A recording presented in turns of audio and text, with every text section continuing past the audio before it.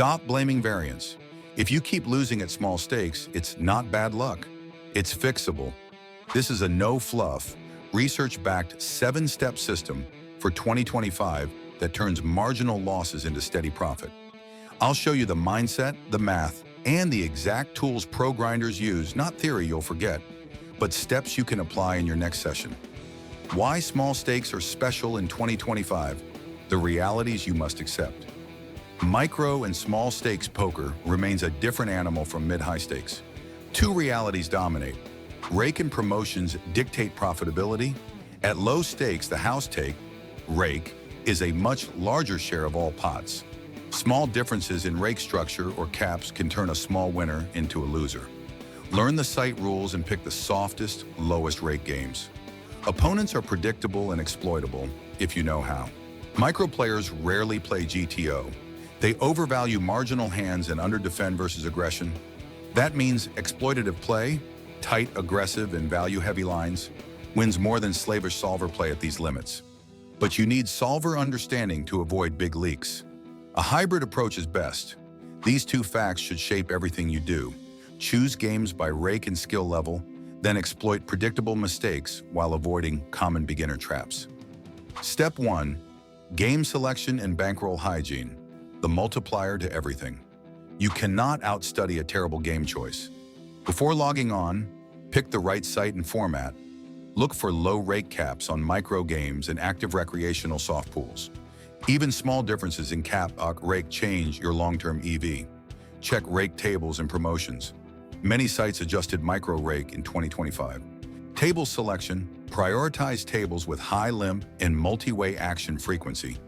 These are where players misplay post-flop most. Use lobby filters. Players per flop, VIPP, etc. where available. Bankroll rules. Keep at least 40 to 100 buy-ins for cash games at the stake you play. Be conservative if you aren't yet a winning player. Proper roll management prevents forced stepping down and emotional mistakes. Game selection is a multiplier. All study and software return more ROI in the right games. Step 2. Basic strategy, tighten, raise, and value attack. At micro stakes, the most reliable edge is plain fundamentals. Tight, aggressive pre-flop. Raise standard opening ranges from early middle position and fold marginal hands from bad positions. Avoid ISO calling too wide. This keeps you in pots with initiative and allows post-flop aggression to win uncontested pots. Classic TAG principles still dominate micros. Open raise sizing. Use slightly larger opens to protect versus limp-heavy games, e.g. 3.5 to 4 big blinds on some sites. Adapt sizing to table tendencies. Bigger opens if villains call light. Value, value, value. Micro opponents call too much. Don't overbluff. Focus on betting thin value lines. Extract more on rivers when you're ahead. Studies and trainer consensus show that maximizing value betting at these stakes beats fancy bluffs. Think, fewer fancy bluffs, more clear value bets, and theft of uncontested pots. Step 3. HUDs, trackers, and the 2025 tool set. Use them, but don't become a slave. In 2025, successful small stakes grinders use data. Not rocket science, usable stats and a simple HUD beat intuition alone. Tracker plus HUD, Poker Tracker 4 or Hold'em Manager 3 remain the industry standards for tracking opponents and building a HUD. Use 3-stat HUDs, VPIP PFR, 3-bet for live decisions. Expand with aggression frequency and fold to C-bet counters for post-flop reads. Session reviews. Log hands and review leaks weekly. Don't chase one bad beat, review decisions where you lose EV repeatedly, e.g. calling too wide versus 3-bet over floating. Simple filters cut study time and increase impact. Solvers and trainers. You don't need to memorize solver ranges, but use solvers and trainers to understand why your lines are losing. Short exercises with HRC/PIO solver or DTO trainer. Accelerate post-flop intuition, critical even for exploitative play. Use tech to tilt the odds in your favor. but keep your play exploitative and situational, not robotic. Step 4. Post-flop discipline. C-bet wisely and don't over-floating.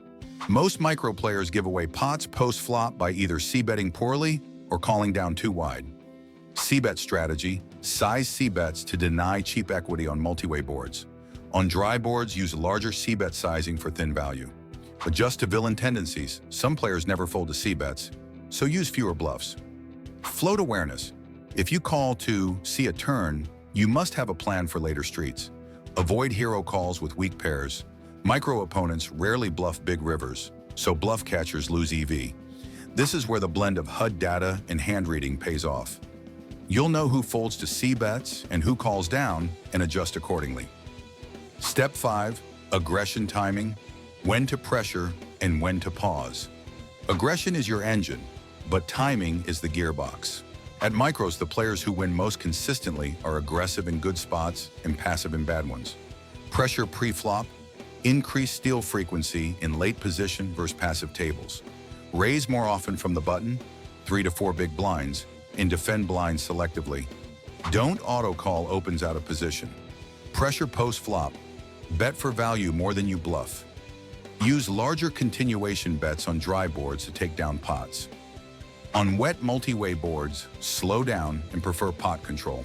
Know your opponent. If a villain calls down light, shift from bluffing to value. If they fold too much, widen your bluffing frequency. Aggression without targeting is a leak. Aim it. Timing rule. If you've won greater than 60% of pots in the last 40 hands at a table, push aggression up a notch. If you've lost greater than 60%, tighten and reset. Table momentum matters. Step 6. Leak fixes. Most common small stakes failures. Fix these fast, they eat win rate. Calling down too wide, tighten calling ranges on rivers. If you don't beat a bluff often, don't call. Overfloating, don't call on the flop with the idea of seeing a turn unless you have a clear turn plan. Orphan draws, don't chase low-odds draws unless implied odds are real. Ignoring table selection, leaving a soft table for a bigger seat, is often a net loss. Track win rate by table. Tilt and revenge play. Enforce a strict stop loss and session caps below. Emotional hands kill ROI. A simple daily habit. Flag 3 losing hands each session and ask which of these common leaks caused the loss. Fix 1 per week. Step 7. Move up and risk rules. Conservative, safe, repeatable. The worst move is moving up too soon. Use objective rules. Bankroll rule. Have at least 40 to 100 buy-ins for the level you're playing. Be conservative, aim for 50 if you're newer. Performance rule. Maintain a positive win rate across at least 20 independent full sessions, or approximately 10,000 hands online, at your current stake before testing the next level. Trial rule. When you move up, do so on a trial basis. Play 10 buy-ins at the higher level as a sample. If you lose greater than 6 buy-ins in that sample, move back down and review leaks.